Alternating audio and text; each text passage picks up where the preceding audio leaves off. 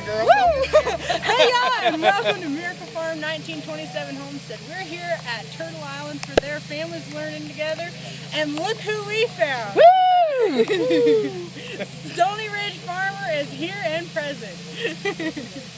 Yep, we're having fun here. It's a good time. It's raining just a little bit, so imagine you're probably going to get some drops on the camera lens. Yeah, just a few, but it's not as bad as our little black specks. It's fun up here even in the rain. As Eustace said, this little bit of rain is just liquid sunshine. That's it.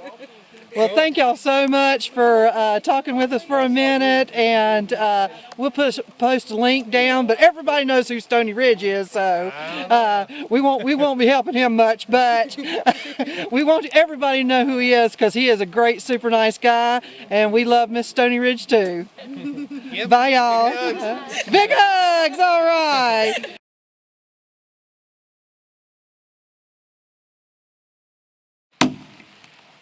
Hey guys, so what we're doing today, of course, is we're hewing out some timbers. Now this is going to be used for a corn crib, and we're only going to hew out two sides.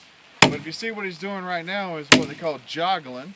And what we're doing is we're cutting little grooves all the way back. If you see, we run a line across here. We've got our plumb line here. And that plumb line, we're going to run it, and we use a chalk line and pop it. So now what we're going to do is we're cutting edges on the edge right here, and we're getting down to this line. You're going all the way to the line. Yes, okay. ma'am. And so the reason why that we're doing like this is, if we didn't do that and we tried to split this wood all the way down in one piece, it'd be nearly impossible. But if we'll take it off in sections, so we'll take the whole chunk of that piece off right here. And so that allows us to go all the way down there efficiently. And then once we get that completely done, then we'll use our broad axe and just kind of, what we'll do is we'll just kind of smooth that surface out. You know, this is how, you know, early American, they would have done it. You know, like when they got on the frontier or pioneers, they would have been doing it this way here. You know, you see down the way here, they have a sawmill, which was really, really efficient, but a lot of people didn't have the resources or the availability to be able to have a sawmill. Whereas for here, if you have a couple axes, you can turn around and build your house. Now, is that a special kind of axe he's using? So, what, a Phelan axe? This is just a standard, just filling axe. A standard felling axe. Yep. Okay. This is a And it's not as wide as a broad axe, correct? correct. This is just called a. It's actually a jersey pattern, and it's basically what you find in your grandpa's tool shed. Just a good old felling axe that you would chop a tree down with. Let me see that right then. You can explain the broad axe to her while I keep on joggling. Now take off. So here we got our broad axe. Ooh. This is a man's axe. When you swing it all day long, you realize how much it'll make a man out of you. But this is a 10-pound head. They make different head sizes. They got them all the way from 6 pound all the way up to about 12, 13 pounds. But you want your edge to be razor sharp because this tool is technically a finishing tool. It's what you use to par down your side. As you can see on this timber right here, how slick it is. It's got a little bit of mud on it right now from the rain, you know, standing on it. But see it how slick and clean it is. You don't see a lot of axe marks in it. It's because this tool here acted like a chisel, and it actually, when I'm hewing, I'm coming down the side of it, and it has a flat side, and then it also has a beveled side. This flat side was used to be able to go right along the timber and give you a clean, flat edge. But it also, I don't know if you can see it, but it has a little bit of a cup in it. Yeah, I thought it did. Yeah. Is it allows you to kind of like scoop out the wood as you're paring down and hewing down that timber to that line. So there's several different styles of it. This is more of a American broad axe that you'd find. Those other different variations, you have the goose wing, the bearded axe, some of them call it. But this is just a good old American broad axe. I've also heard it called the Aussie axe, but I do believe that one's a little bit different. But this is what you hew with. A lot of people think that you hew a timber out with a adze. Right.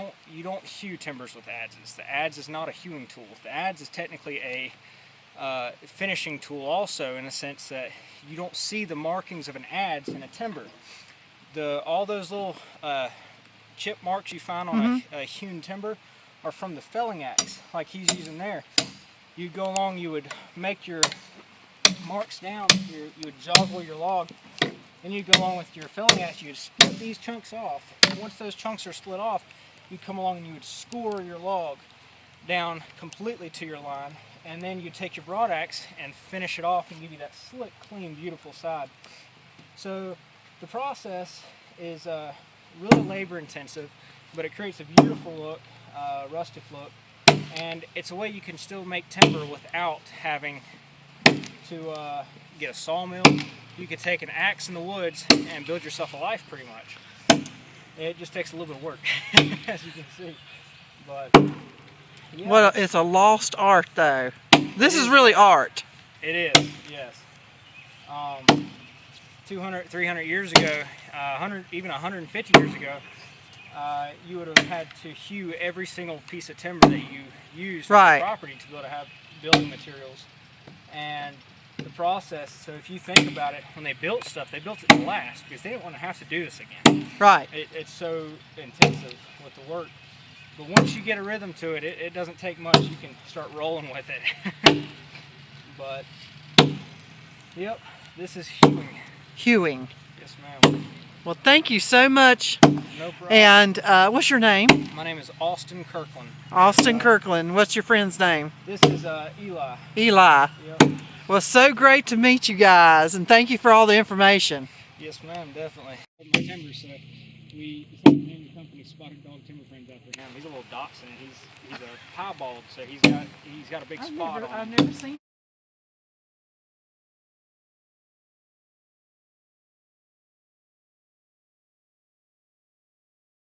Having a raffle here at Turtle Island, and here's all the stuff they're raffling off.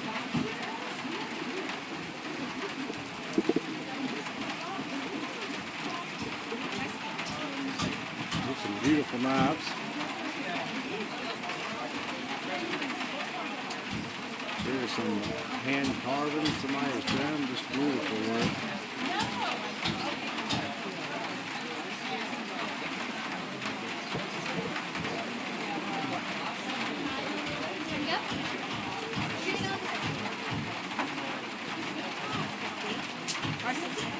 Here's some rings.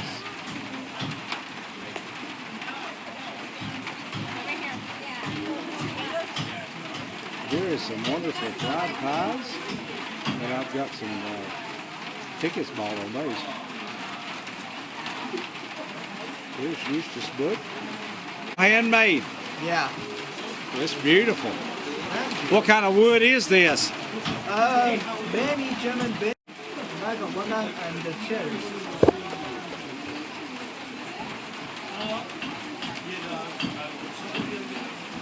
What is the darker wood? Dark usually the walnut. If it is brown, it is cherry. If it is yellow, it is German bench. Beautiful. You make the walking sticks also? What are you making? I'm making a bowl. Man's making a bowl. He sees a bowl there. That's what artist does. This is the sister of this one. They lived in a log together like this before. Oh my goodness.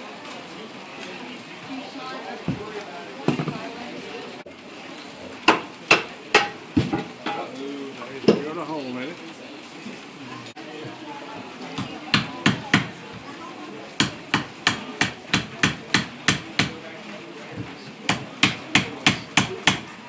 What do you call that? A mandrel? A mandrel. He's putting the mandrel in. Mandrel, yep.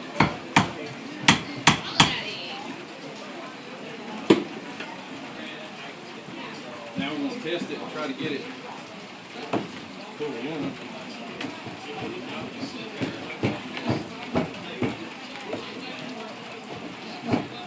generally the way we drive it.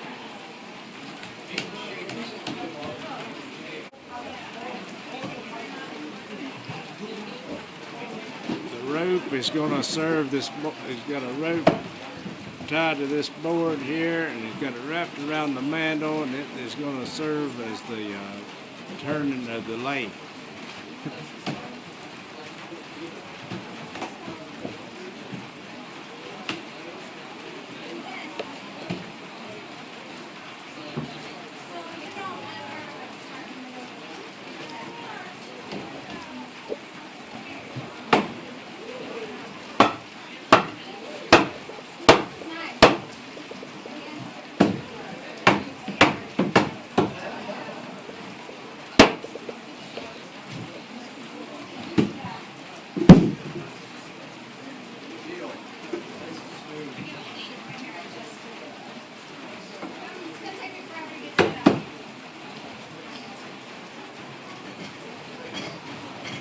See it moving back and forth.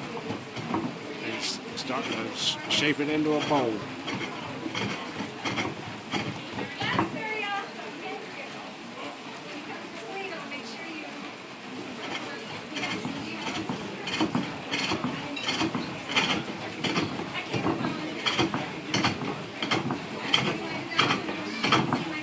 It's turning to where it's turning all the way around, so you can get all the way around the bowl. It's making a full circle. Yeah,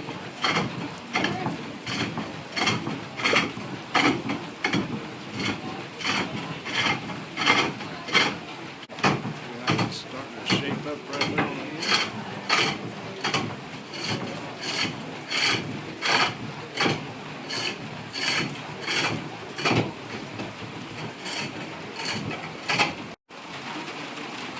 Here we got somebody that makes decoys.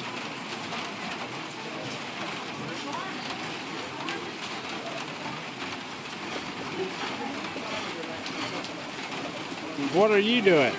I am weaving a belt or maybe a strap for my banjo. So this is going to be a... This is an ink loom. Pretty colors, aren't they? Yeah, beautiful. Got ahead of myself. So this is what you call a loom. This is an ink loom, yep.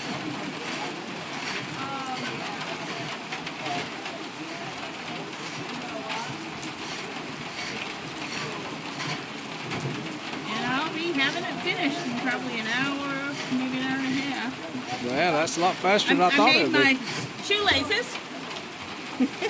Oh, that was nice.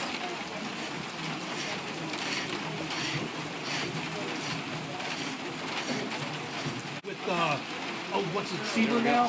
Leather work. She might, I think she'd be a great resource to have.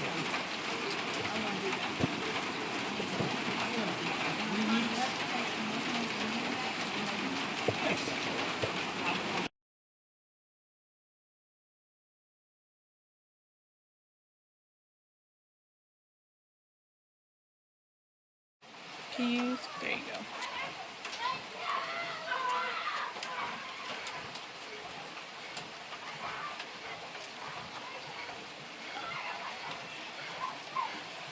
Now, how old is your little girl? She's about 7 or 8 weeks old. We'll probably have her until she's about 14 weeks old. Was it real hard to get her to learn how to drink from the syringe? Once she smelled it, all bets were off. She went straight for it. Oh, you're kidding. We were Wasn't that really nice? lucky. Oh yeah. I was so worried we would have to not force feed, but in a way.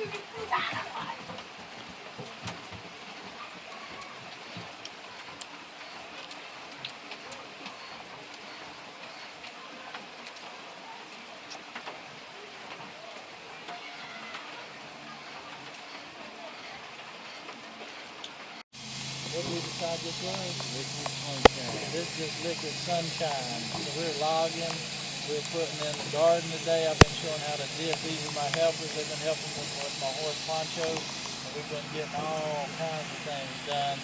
Teaching lots of great people are out here in this liquid sunshine. We've been having fun and feeling very productive. Don't ever let the rain slow you down. not a matter of bad weather, it's just improper dress. Thank you.